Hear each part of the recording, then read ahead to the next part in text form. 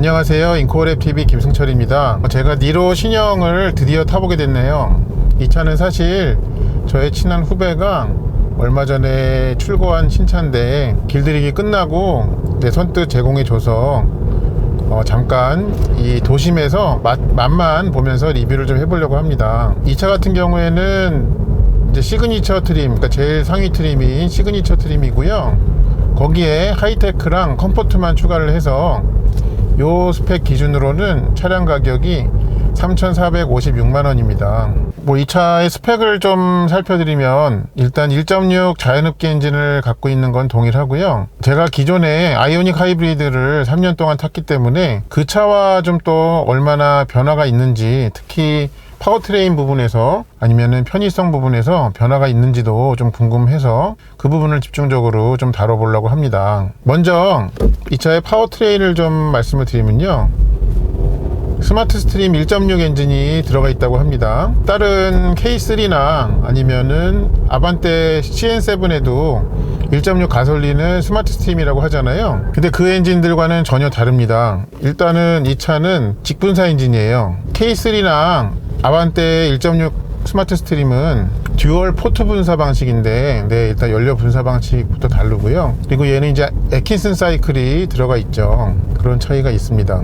그리고 또 제가 탔던 아이오닉 하이브리드의 엔진과도 다르더라고요. 각종 기사를 읽어보면 이 직접 분사의 연료 분사 압력이 200바에서 350바로 더 높아졌다고 하고요. 또한 배기 매니폴드를 실린더 헤드와 일체형으로 만들었다고 합니다. 그런 이제 모든 것들은 이 차의 그 열 효율을 높이는 데에 좀 기여를 한다라고 설명을 하더라고요. 지금 이제 신호가 바뀌어가지고 차를 멈추게 되는데, 이 브레이크를 밟을 때 차가 밀리는 듯한 제동 반응은 전에 탔던 아이오닉 하이브리드와 굉장히 비슷합니다. 그런데 그 페달의 어떤 밟을 때 탄성이라고 해야 될까요? 그게 초기부터 조금 반발력은 더 높아졌다 하는 그런 부분이 확인이 됩니다. 그렇지만 여전히 약간 브레이크 페달의 무게가 무거워진 것처럼 느끼기는 하지만 여전히 가벼운 축에 속하고요. 그 다음에 초반 반응에는 이제 브레이크가 밀리는 것 같이 느끼게 된다 하는 그런 점을 말씀드리는 것입니다. 이 차의 전기 모터는 32kW와 170Nm를 내는 그런 전기 모터를 갖고 있습니다. 그래서 이 시스템 출력은 전과 동일하게 141마력으로 그렇게 얘기를 하고 있습니다. 이 차에도 이제 시프트 패들이 있어요. 근데 제가 탔던 그 아이오닉 하이브리드와 다른 점은 이 플러스 마이너스가 그 6던 기어를 변속하는 데 활용이 됐었거든요. 물론 페이스리프트 이후에는 그게 용도가 좀 바뀌었지만, 근데 이 차는 지금 마이너스 쪽 패드를 누르면요, 이 회생제동의 레벨을 올리는 데 사용이 됩니다. 그래서 이렇게 최소 꺼지는 것부터, 그 다음에 레벨 1, 2, 3, 그 다음에 길게 당기면 맥스, 그렇게. 그래서 마치 이제 전기차에서의 이 시프트 패들 컨트롤처럼 그렇게 되어 있습니다. 그리고 오른쪽 거를 길게 누르면 오토로 그렇게 합니다. 그리고 오토로 해놓은 상태에서도 역시 그 단계를 이 마이너스 쪽을 누르면서 이렇게 할 수가 있습니다. 이 차에서 재미난 게 있다고 해서 좀 찾아보니까는 그린존 드라이브 컨트롤이라는 게 있대요. 배출가스를 줄이고 정숙성을 요구하는 통과지역, 그러니까 어린이 보호구역이라든지 아니면은 이렇게 대형 병원 근처라든지 그런 데 갈 때에는 차가 내비게이션 데이터를 활용을 해가지고 알아서 EV 모드로 바꿔주는 그런 모드라고 합니다. 아직까지는 좀 이 입력된 데이터상에 그 그린존에 해당하는 데를 지나가지 않은 것 같아요. 근데 그 그린존 드라이브 컨트롤은 주행 모드가 에코 모드일 때만 이제 된다라고 하고요. 그 다음에 이 설정에서 활성화가 되어 있어야 하거든요. 그래서 그거는 어디서 활성화가 되어 있어야 되는지 좀 보여드리면은, 여기 설정으로 가서 차량, 그 다음에 환경차라는 메뉴가 있습니다. 여기에서 그린존 드라이브 모드, 여기로 이제 가면 됩니다. 요게 체크가 되어 있어야 이렇게 합니다. 스마트 회생제동도 좀 켜 놓겠습니다. 이게 이거군요. 이 오른쪽 플러스 패드를 길게 당겼을 때 그게 오토로 되는 게, 그게 이제 이 화면 터치도 되는 거군요. 그럼 요거를 다시 길게 당기면 이게 없어지고요. 네, 그렇게 하는 거군요. 그리고 제가 항상 이제 뭐 현대기아 제네시스 차들은 시동을 이제 다시 껐다 키면은 이 주행 정보가 리셋이 되잖아요. 그래서 그것도 한번 제가 차를 돌려줄 때까지 일부러 이제 끄지 않고 좀 해보겠습니다. 현재까지는 16.6으로 나오고요. 그리고 이 18인치 휠을 꼽고 있는 그 시그니처 기준으로는 이제 복합 연비가 19.1로 돼 있거든요. 그거랑 얼마나 좀 실제에 가까운지 그 부분도 좀 궁금합니다. 이렇게 천천히 출발하다가 다시 잠깐 엑셀을 놨을 때 앞쪽에서 이 덜컥하는 그 DCT 변속기에 그러니까 변속하는 그런 동작이 좀 소리를 통해 가지고 느껴졌습니다. 그리고 이 회생제동 레벨을요, 지금 이제 오토가 아닌 레벨 3로 해놓고 가고 있는데, 이 브레이크 밀리는 구간이 좀 짧아지는 그런 느낌입니다. 회생제동 레벨이 낮았을 때보다 그런 좀 페달 움직임에서의 차이도 좀 생기는군요. 이 2세대 니로는 이제 풀 모델 체인지가 된 거잖아요. 그래서 인테리어에서의 변화도 상당히 많은데, 이 대시보드의 이 실루엣을 이렇게 보면은 저 조속조로 갈수록 눕는 형상을 하고 있는데, 이 계기판과 모니터도 그 실루엣에 맞게 그렇게 해놓은 점이 좀 재미있습니다. 여기 가운데에 터치식 이거는 메뉴거나 아니면 공조 메뉴거나 그렇게 나눠서 하는 점은 K8에서 처음 소개가 됐던 것으로 기억을 합니다. 그리고 엔진이 이제 작동을 시작을 했을 때는요, 좀 걸걸한 그런 느낌이 있죠. 그것은 기존의 1.6 자연흡기 하이브리드와 뭐 거의 똑같습니다. 그 걸걸함 자체에 대해서는 이렇게 더 나아졌다고 생각이 들진 않는데요. 다만 이제 외부 소음 들어오는 것은 이 1열의 도어에 이중접합 차음 유리를 했다고 하죠. 좀 그 효과를 좀 운전석에서 느끼기에 보는 것 같습니다. 지금 여기가 그린존이 아닌데도 불구하고 상당히 지금 오랫동안 EV 모드로만 가고 있습니다. 그런 점도 좀 눈에 띄는군요. 그리고 여기 가운데 이제 센터 콘솔 쪽을 보면요, 이렇게 돌리는 방식의 그 셀렉터 다이얼이라고 해야겠죠. 그게 들어가 있고요. 그리고 이제 나머지 배경들은 다 검정색 하이글로스로 그렇게 되어 있습니다. 기아는 참 이 검정 하이글로스를 좋아하는 것 같습니다. 넓은 범위의 차종에 두루두루 좀 그런 느낌을 강하게 줍니다. 이렇게 저속으로 주행할 때는요, 거의 전기차 수준으로 주행할 수가 있다는 점이 좋은 점 같습니다. 그리고 이 차의 승차감을 좀 말씀을 드리면요, 18인치 힐 타이어를 꽂고 있음에도 불구하고 승차감 굉장히 고급스럽게 만들어 놨습니다. 과속 방지턱 타고 넘을 때도 굉장히 동작이 스무스 했고요. 좀 준중형급 이상처럼 느껴지는 그런 움직임을 보여줬었습니다. 근데 낙차가 좀 큰 요철에서 충격을 할 때에는 그럴 때는 좀 단단함이 느껴집니다. 회생제동을 아예 꺼볼게요. 0으로. 일단 엔진 브레이크가 걸리는 느낌 같은 거는 뭐 없어졌고요. 그렇지만 0으로 해놓는다 하더라도 가속 페달에서 발을 띄면 배터리로 전기를 보내는 것이 확인이 됩니다. 확실히 이 걸걸함은 있습니다. 그거는 좀 분명히 말씀드릴 수 있겠습니다. 그렇게 EV 모드로 갈 때에는 다른 소음이 이제 잘 막혀 있다 보니까 이 타이어 구르는 소리가 좀 크게 느껴지는 그런 측면이 있습니다. 거기에서는 여전히 이 차가 이 준중형급이라는 것의 한계를 좀 보여주는 것 같습니다.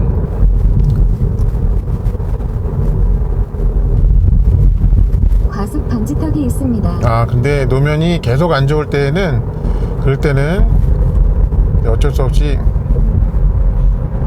방금 지나갔던 것처럼 노면이 계속 안 좋을 때는요, 그럴 때는 승차감 저하가 다소 있습니다. 그러니까 간헐적으로 나타나는 이런 요철에 대해서는 네, 승차감이 좋다고 느껴지지만 네, 계속 노면이 이럴 때에는 어쩔 수 없이 네,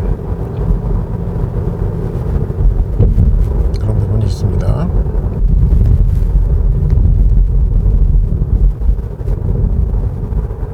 네, 확실히 지금도 이렇게 지속적으로 노면이 안 좋을 때에는 네, 승차감이 좋지는 못해요.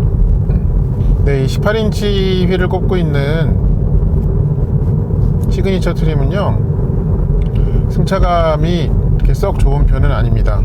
과속 방지턱을 넘는다든지 아니면은 이렇게 노면이 좋다가 한 번씩만 요철을 치는 그런 상황에서는 굉장히 좀 그 승차감이 고급스럽다고 느끼게 해줬었는데요. 이제 거기에서 조금 더 단계를 넘어서서 노면이 계속적으로 좀 변화가 있거나 할 때는요, 네, 그럴 때는 서스펜션이 좀 단단함이 느껴지면서 몸에 주는 느낌은 그렇게 안락한 편은 아닙니다. 자, 고속도로에 들어가기 때문에 고속도로 주행 보조를 한번 켜보겠습니다.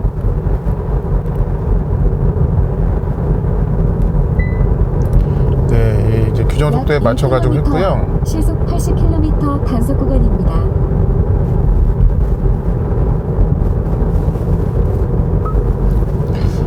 근데 제가 왜 그런지는 모르겠는데요, 이 크루즈를 켜기 전에, 그러니까 HDA를 켜기 전에 회생제동 모드가 이렇게 켜고 가고 있었거든요. 네, 그러니까 지금도 다시 한번 해볼게요. 레벨 2로 지금 여기 보이시죠?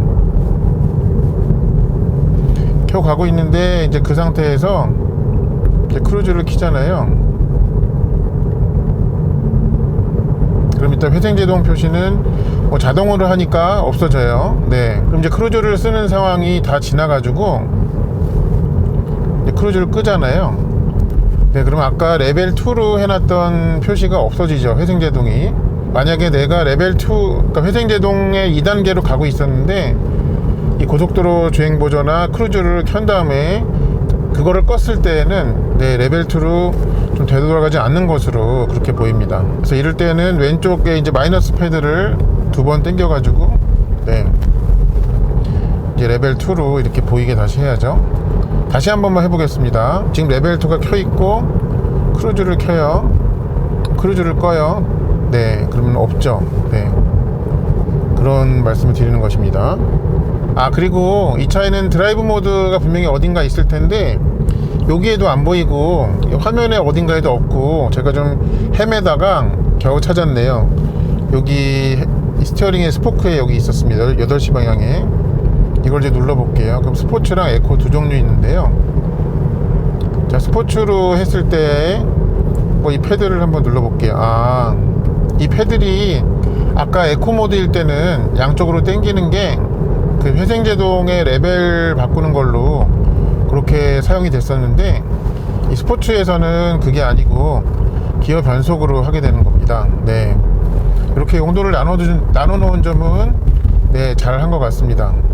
스포츠로 누르니까 네, 이거 엔진의 그 반응도 좀 달라지긴 했겠지만 그거보다 더 체감이 되는 것은 이 밟았을 때 그 모터가 순간적으로 이 돕는 타이밍이 더 빨라지는 것 같습니다. 스포츠로 할 때에는. 네, 에코모드일 때보다 그런 차이가 좀 있네요. 제가 다시 한번 정리해서 말씀을 드리면 이렇게 에코모드일 때는 이 패드를 왼쪽 오른쪽 누르는 게 회생제동의 레벨을 조절하는 거고, 스포츠 모드일 때는 왼쪽 오른쪽 하는 게 네, 이렇게 변속되는 숫자가 바뀌죠. 그렇게 하는 것이라는 점입니다. 근데 에코든 스포츠든 간에 이 계기판의 디자인은 좀 바뀌지 않는 것 같습니다. 혹시 여기 설정에 그걸 바꾸는 게 있는지 한번 보겠습니다. 클러스터, 계기판 테마 선택. 이게 특정한 걸로 돼 있었군요. 이 차주분이 그렇게 해놔서 그런 거였군요. 이 드라이브 모드 연동을 한번 눌러볼게요. 네, 그러면은 에코일 때는 이렇게 되고 스포츠일 때는 이렇게 되고, 네, 이런 변화가 있네요. 네, 엔진 회전계를 에코 모드에서도 보일 수 있게 해준 점이 또 좋은 것 같습니다. 이제 모드 연동이 아니고 예를 들어서 클래식 A, B, C 이렇게 있고, 다이나믹. 다이나믹이 이거군요. 이렇게 디지털로 되는 거, 그거를 이제 다이나믹이라고 표현을 해놨습니다. 이 차에 후석 취침 모드도 있어요. 네. 그래서 좀 가족을 좀 패밀리카로 쓰실 분들에게 네, 좀 좋은 특징인 것 같습니다. 후석 취침 모드. 그리고 실내 공간은 굉장히 여유가 많습니다. 네, 그래서 팔다리 공간 뿐만 아니라 이 어깨 공간, 제가 뭐 덩치가 작은 편이 아닌데 그럼에도 불구하고 여기에서 이 도어까지 여유가 상당히 있고요. 네, 옆에 조수석과의 간격도 좀 충분히 넓습니다. 그래서 실내에 타고 있는 동안에는 굉장히 좀 쾌적한 상태를 유지할 수가 있습니다. 이 공간의 넉넉함 측면에서 지금처럼 이렇게 고속화도로에서 고속도로 주행 모조를 켜고 갈 때는요, 이렇게 세상 편할 수가 없습니다.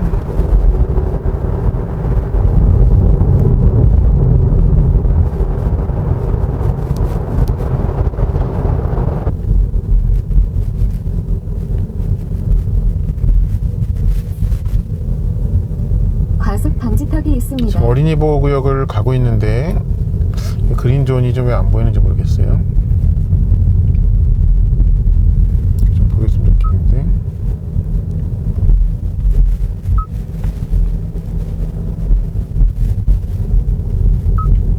전방에 연속으로 과속 방지턱이 있습니다.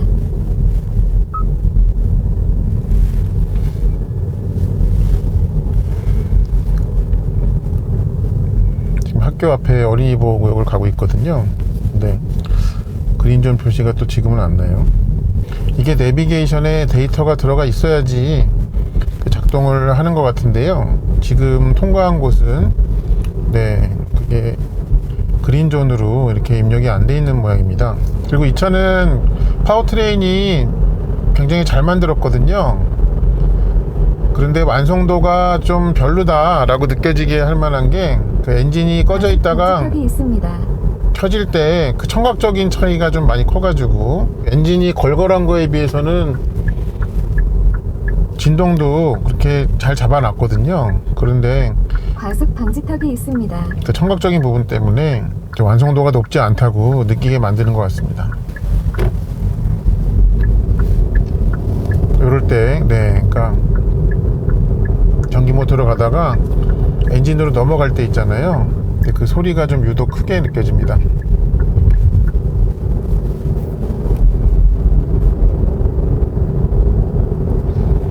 특히 이 차가 이제 3천만 원 중반대라는 거를 생각을 하면, 그래서 그 내가 비교적 높은 가격을 지불하고 산 준중형 차인데 라는 그런 생각도 들게 만드는 것 같습니다. 제가 이 차를 1시간 조금 넘게 주행해서 33km 정도 주행했거든요.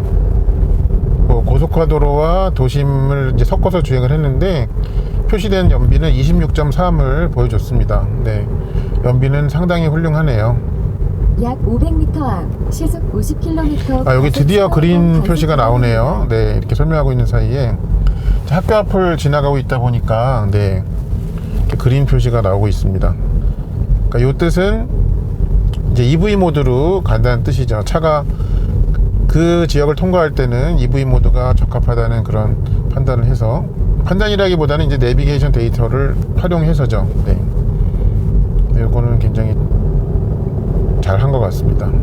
그리고 브레이크 페달에 대해서 한 번만 더 말씀을 드리면요, 그 페달의 자체의 텐션은 조금 높였어요, 전에보다. 그런데 그 페달의 텐션은 높아졌지만 여전히 밟은 초기 구간에서 밀리는 구간이 길기 때문에, 그래서 브레이크가 잘 안 선다고 느껴질 가능성이 매우 높거든요. 그래서 그 브레이크 페달은 좀 운전자분이 적응을 필요로 한다 하는 그런 것을 느낄 수가 있었습니다. 그래서 좀 만족스러울 만큼 차를 세우시려면은 충분히 깊게 밟아 주셔야 한다라는 그런 점입니다. 아니면은 회생제동을 레벨 3로 이렇게 높여 가지고 그 병행해서 활용하시는 것도 하나의 방법이 될 것 같습니다. 그리고 한 가지 더 말씀드릴 거는요, 회생제동을 레벨 3로 해놓고 가속과 감속을 저속에서 반복하잖아요. 그러니까는 감속됐다가 앞으로 훅 숙여졌다가 재가속을 할 때 차가 좀 울컥거린다고 좀 느끼게 하는 그런 상황들이 좀 있습니다. 그러니까 회생제동을 레벨 2나 1으로 했을 때는 좀 그렇게까지 느껴지지가 않았는데요. 그러니까 회생제동을 높은 레벨로 하고 탈 때 좀 그렇게 느껴지게 하는 상황들이 있습니다. 자, 지금 회생제동 레벨을 1로 해놓고요. 그 다음에 이제 갈 때 가속과 감속을 반복을 해보면요, 이렇게 몸이 이렇게 심하게 왔다 갔다 하지 않아요. 네, 현재까지는 괜찮습니다. 레벨 2로 한번 해놓고 똑같은 상황을 만들어 볼게요. 지금 레벨 2인데요. 네, 레벨 2도 원일 때보다 가속을 놨을 때 몸이 약간 숙여지긴 하지만 이렇게 몸에 불편함을 줄 정도는 전혀 아닙니다. 자, 레벨 3로 한번 해볼게요. 회생제동 레벨 3는 2랑 1일 때와 어떨 때 다르냐면요, 가속 페달 바를 때에서 속도가 줄이는데 재가속할 때, 네, 그럴 때 좀 속도가 확 줄었다가 다시 확 나간다는 느낌이 줍니다. 그러니까 이거는 회생제동 하이브리드 차에서 회생제동을 높게 해놨기 때문에 생길 수밖에 없는 그런 현상인데, 근데 이제 사용하는 입장에서는 그냥 단순히 현상적으로 차가 좀 레벨 3로 놓으니까 몸이 좀 이렇게 가속 감속을 할 때 좀 울컥거린다 라고 받아들일 수 있을 것 같아요. 네, 그런 점이 있어서 참고를 말씀을 드리고요. 그래서 이제 동승자를 좀 누군가를 태우고 그들을 좀 편하게 모시고자 할 때에는요, 회생제동을 2레벨까지 정도만 사용하시는 게 어떨까 라는 그런 생각이 좀 듭니다. 그리고 이렇게 터치식으로 메뉴가 바뀌는 이 가운데 컨트롤 있잖아요. 이것도 전에 K8도 그랬는데요, 이제 뭔가 오디오를 이렇게 켜고 가다가 오디오가 켜져 있고 여기는 공조 메뉴로 돼 있잖아요. 근데 뭐 전화가 갑자기 온다든지 해가지고 이거를 꺼야 돼요. 근데 이거를 누르면 네, 이 공조가 꺼지죠. 그래서 오디오를 바꾼 다음에 꺼야지만 꺼지거든요. 네, 이거는 어떻게 좀 개선할 방법이 없나 그런 생각이 좀 듭니다. 이게 차가 고장났다고 좀 받아들일 수도 있을 것 같거든요. 좀 이렇게 기능 같은 거에 큰 관심이 없는 그런 사용자들이 썼을 때 그런 오해를 좀 불러일으킬 수도 있겠다라는 생각이 듭니다. 1호 하이브리드는 좀 어떤 차인가, 굉장히 잘 만든 준중형 SUV 하이브리드예요. 그런데 이 차가 속한 가격대는 위나 아래로 굉장히 좀 촘촘하죠. 그리고 거기에는 또 굉장히 많은 차종들이 포진해 있고, 그래서 좀 그 돈씨라는 그 잣대를 많이 적용받게 될 것 같습니다. 굉장히 좋은 차고 잘 만든 차인데요, 그런 생각이 좀 듭니다. 그러니까 좋은 차인데 가격이 높게 느껴지는 것은 부인할 수가 없다 하는 점이 요 니로 신형 하이브리드를 타본 소감입니다. 네, 이상으로 니로 하이브리드 신형의 일상에서의 리뷰를 마치도록 하겠습니다. 시청해주셔서 감사합니다.